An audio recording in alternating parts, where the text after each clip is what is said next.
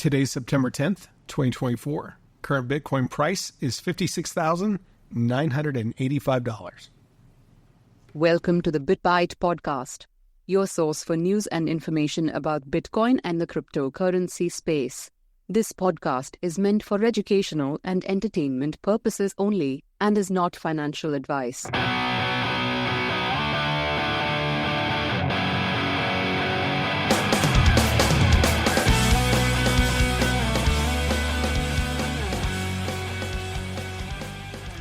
Did you miss us? That's what I want to know. I missed you, Hans. It's been a while. It's been a bit. When did we record last? August 23rd is from what I'm saying. Yeah. We probably should have recorded one before I took off to Phoenix and came down with the Rona. The Coof. The Coof. My first time getting it, I thought I was immune. Thought I was like Superman or something for a while. You were immune. It's just a waning immunity, apparently. Apparently so, man. I'd gone years and traveled the whole time during all that craziness, and I finally got the 4 years, man. Yeah. Really, 4.5 years. Yeah. It's pretty good. Hey, it wasn't too bad. And like I said, I thought the wife had gotten it quite a few times, and I never separated from her. And yeah, it turned out that no, I am still just like everybody else with the Rona. Thought maybe I had something special with my genetics, or that my vape kept it in bed. Your vape was holding it off. Did you quit recently or something? No, I did not. But yeah, so I apologize. I will take personal responsibility for us not recording, but that was mainly because I took off Phoenix, went to a concert, and then came back and I got sick. So, and man, put me to sleep. Yeah. Put me to sleep. But during that time, not that exciting things happened, and at the same time, exciting things didn't happen. I mean, it's a great buying opportunity currently. But yeah, we saw the price basically tank. Yeah, no, it was a great buying opportunity sometime last week. Yeah, because I think we were talking about that. The last episode, I want to say we were actually both, I want to say, fairly optimistic about where price was heading. Uh-huh. And then, yeah, it kind of did reverse on us. Well, it just stalled out, and then it reversed on us, and it was kind of crazy because the market fear index, especially in Bitcoin, was getting extremely fearful. So I don't remember what it got to. I think it was maybe even 22. Extreme fear. It's on like it goes basically a scale from 0 to 100, and in 50 is like in the middle, and anything lower than 50 is fearful, and anything above 50 is greedy. Yeah. Yep. Yeah. So we triggered into extreme fear on the fear and greed index. And so I hate to ask, but where are theoretical purchases sitting currently? Ooh, okay. So, I mean, we were sitting not too bad last time. So that $3,000 bought in October is the theoretical buy number one. Would have netted you 0.0885 Bitcoin, which at today's price is a whole $5,043. Okay. Which, I mean, it's still up. You're still up $2,000, but we were looking a lot closer to 6 last time. Yeah. So lost a fair bit. Second theoretical purchase was right at the halving. So if you would have bought $1,000 right at the halving, so it was almost 64,000, you would only ended up with 0.01564 Bitcoin, which is still 1.5 million Satoshis. But at today's price, your $1,000 is worth 891. So we're still negative on that. We've been kind of negative on the halving purchase for a while now. It's been spotty when it's positive, but it's been mostly negative. Yeah, for sure. And one of the things that we talked about last episode too, during some of that hype, we were trying to discuss kind of what the ETF flows were actually going to look like during that time. And I actually had a note in the chat to basically look at the price from August 23rd from IBIT, because that looks like that was the last, well, not the last, but one of the last really positive days that we had. And the price, or there was 86.8 million shares worth of IBIT that were purchased that day. On which the 23rd. was only dwarfed by the next day. Yeah, and that was 224 million that day. And then after that, we've got a lot of red. And there was actually a lot of concern because it looks like on the 29th, BlackRock actually sold some of their IBIT shares for the first time. Yep, 13.5. And then outside of that, and yesterday's, they even sold 9.1. But all, you know, the August 27th, you know, every day that the market was open, excluding Labor Day, they had either zero or negative outflows for that whole streak. Yep. Yeah, it's been very painful. And actually, it looks like some of this here, Grayscale has not been leading the charge on all these. When you look at this, like on the 29th, Grayscale sold 22.7 million, whereas Fidelity actually sold 31.1 million that day. Again, Fidelity on September 3rd, 162.3 million, whereas Grayscale only sold 50.4. Yeah. Fidelity's been actually selling a lot when you look at theirs. Yes, no, they were selling some heavy-handed. 31 that one day, then 162.3 on September 3rd. Mm-hmm. A couple of days, or September 5th, at 149.5. Yeah. Jeez. Yeah, so Fidelity's actually been, it looks like they've been selling off quite a bit. It looks like IBIT, for the most part, have just not wanted to participate because they have a lot of zeros during that time. So yeah, the other thing that we did was I was listening to a podcast the other day, and it was the real Vivek that they were quoting on here, and it's not Vivek Ramaswamy, but they posted a chart talking about the Bitcoin halving compared to going into the U.S. elections. And so this chart I thought was really interesting. It's up in our Discord right now. But when you look at it, it shows the two previous bull cycles. It's got an indication there for the USA elections and kind of how the price plays into all that. So when we're looking at this chart here, we did have a crazy run up going into the ETS, going in from October into March. And then we kind of just had this crazy move up to the, kind of where we hit the high of probably 73,000. And then it's just kind of gone sideways and down since then. However, when we look at that compared to the previous two bull cycles, from 2016 to 2017 and 2020 to 2021, it looks like we're kind of just falling back in line and back into the norm. Right. I mean, it basically is matching the level from 2020 to 2021 at this point, in September. And it's kind of funny because I've seen that too, where it seems like after the U.S. election, that's when the price kind of starts ticking up and taking off at some point after that. But it's a steady increase right after the election, and then it sharply will take off somewhere after that. Yep. Yeah. And that's the biggest thing to take away from this is that realistically, we're kind of just falling back into the median, I guess is the way I would think about it. Yeah, I mean, right now, this price action now, I mean, because it went so high so early and kind of just, it's been mostly sideways and down. Now it's just average. Yeah. Right? Yep, absolutely. And it doesn't look like it's going to, I would not expect, it looks like we'll get a slight kind of curve starting to go back up, but I wouldn't expect it to go gangbusters until after the election. Looks like November going into December. And then, of course, beginnings of the new year, you always have your sell-off around tax time.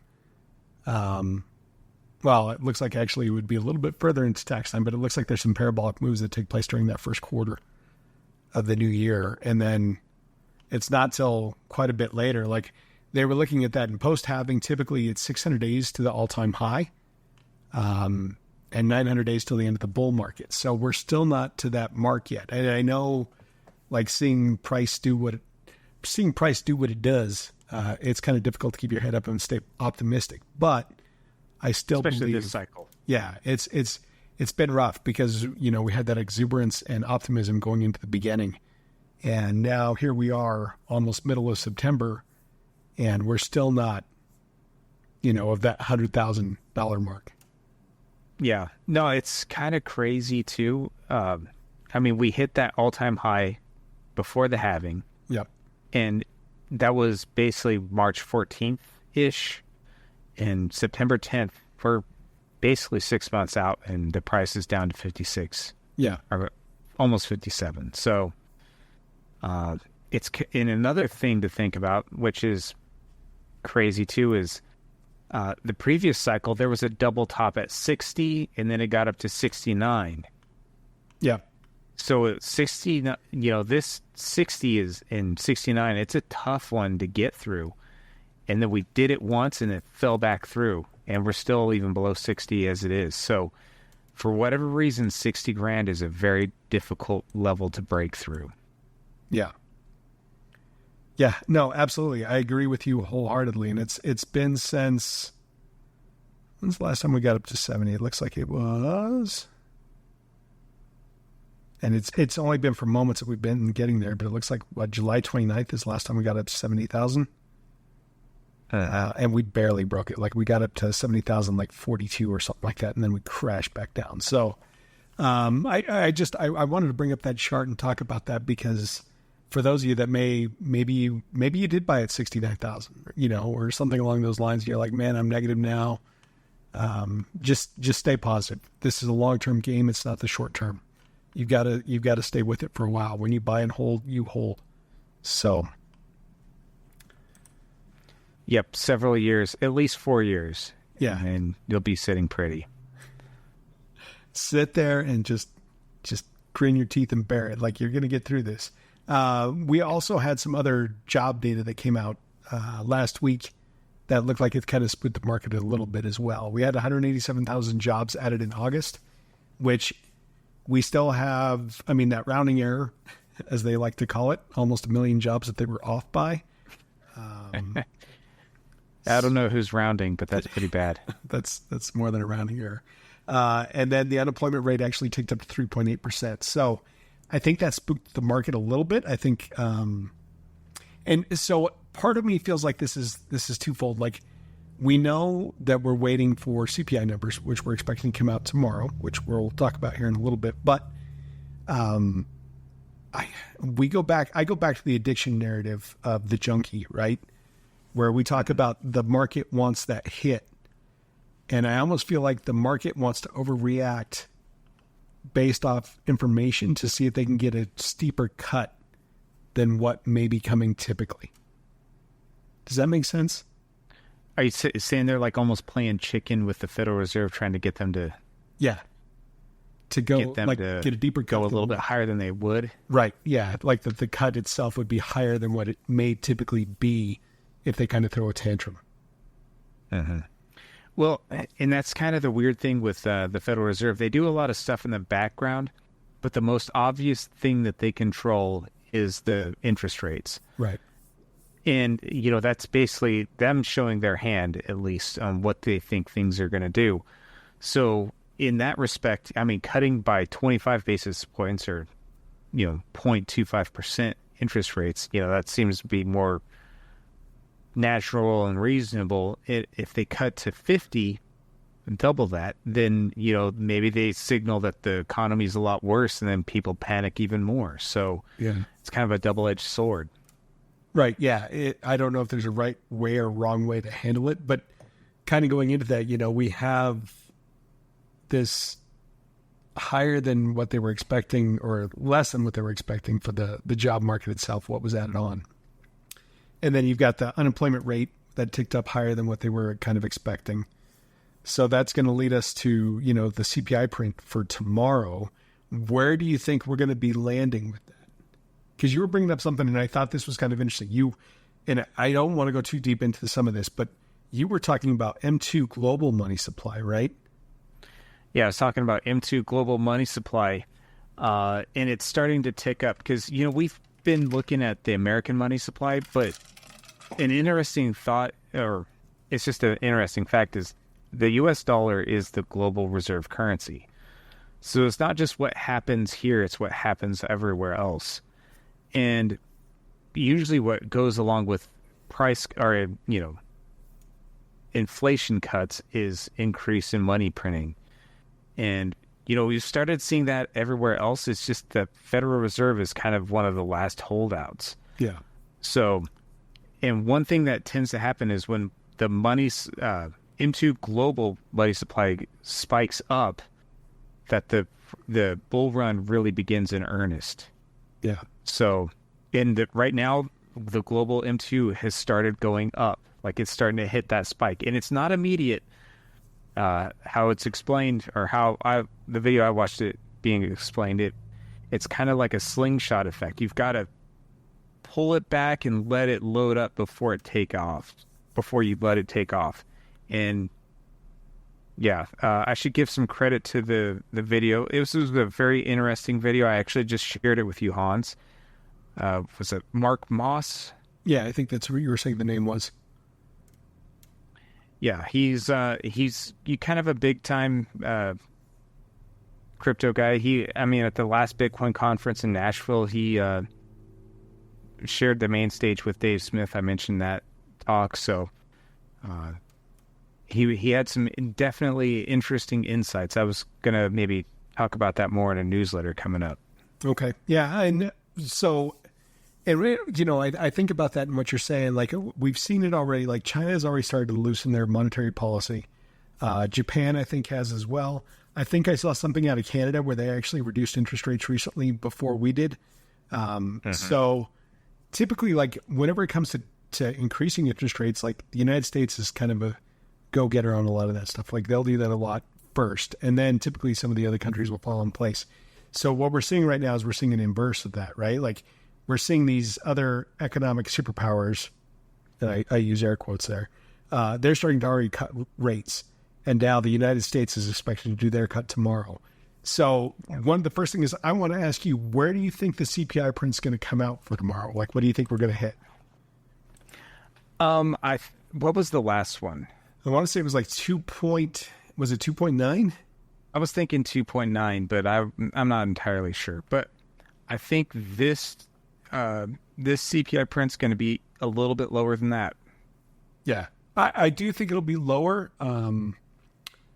I don't think I'm going to put out there. I'm going to say 2.7 is what I'm guessing it's going to come in at. That sounds about reasonable. 2.7. I mean, if it's below that, 2.6. At that point, I think the Federal Reserve is going to declare a victory lap and then cut rates way more than we were expecting. So I don't expect that to happen. But yeah, I don't either. And I mean, that's kind of an interesting thing. I am curious about that, because what's that going to do to the price of the markets? Typically, what we typically have seen in the past is that typically with the Fed meeting, right? They usually will say that, inflation's still too high. We're not going to cut rates. And typically that tanks the market for a couple days. And then everybody remembers, oh, yeah, we want to make money. So then it goes back up. Right now, with the way things are kind of currently going, we're already kind of down. And that's not just Bitcoin market. Like, this has been markets across the board for the most part. I'm curious if it comes out, say it does come out at a 2.6. Below it, what you and I are saying is an expectation. And then the Fed, slaps themselves on the back. We did a good job. They're going to cut interest rates by 0.5 basis points, or 50 basis points is what they'd call it, right? What do you think that'll do to the price in the aftermath of that? Do you think that'll send us higher? Do you think people will react negatively? Well, it works both ways. I've seen something where after the Federal Reserve cuts rates, it takes about 3 months before the market basically peaks and then dies off. But I mean, usually what goes with the interest rate cuts is more liquidity being injected into the system. And I think that's going to drive prices higher in general. Yeah. And I don't think that's just for Bitcoin. I think that's across the board. But yeah, that's what I think long-term is going to happen. Yeah, and I think kind of, looking at that chart that I posted earlier, I think kind of what you were talking about too with global M2 money supply.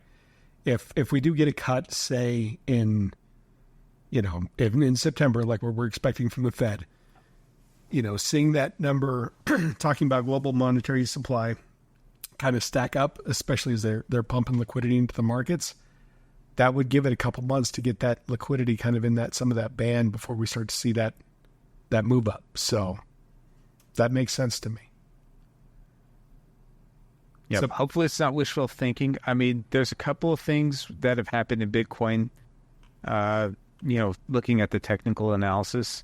One is the Gaussian channel. Usually that when you're riding high, that's kind of your support. And when you're going low, that's your resistance. Like you can't get above that. Yeah. And the market did actually go into the Gaussian channel. And sometimes it's almost like quicksand. It'll drag the price down.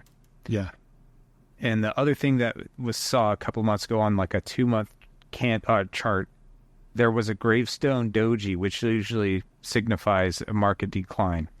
So we're not saying it's all sunshine and rainbows because, the market's going to do whatever it does. Bitcoin, it doesn't matter what we want. It does what it does. Yeah.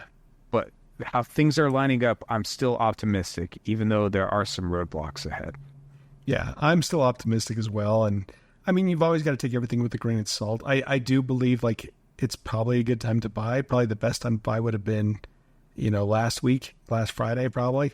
But we'll have to see. We'll have to see kind of what plays out. I mean, there's a lot of turmoil in the United States right now because of, the elections and those types of things.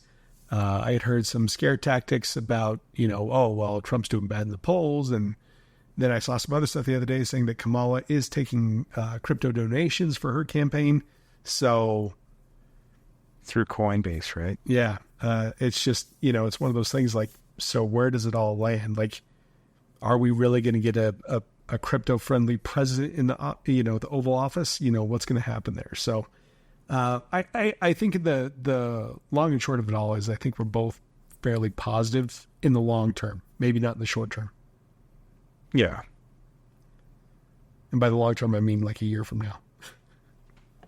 No, honestly, I mean, I think you need to hold on for 4 years and then maybe the price will go so much up by then you'll keep holding on for another 4. Yeah. Well, and I do agree with that too, but I do agree with that. I agree with holding. I think if you're buying right now and you've never purchased before, then yeah, you probably do want to hold on for 4 years. But for those of you that have held on this whole time, like I would expect to see some pretty nice fireworks around this time next year. But that doesn't mean you should sell off. No way. So that's pretty much all I have. Was there anything else you wanted to bring up? That's it for me. Just real quick, if you are getting into purchasing and you want to do some self-custody, we do have on the deals page on our website, you can buy yourself an Ellipal or a Ledger wallet. And then we also have where you can sign up for the newsletter and start to get your own self-custody checklist, which will help you on that journey when you want to take self-custody of your Bitcoin. So, absolutely. Thank you all for listening. Bye.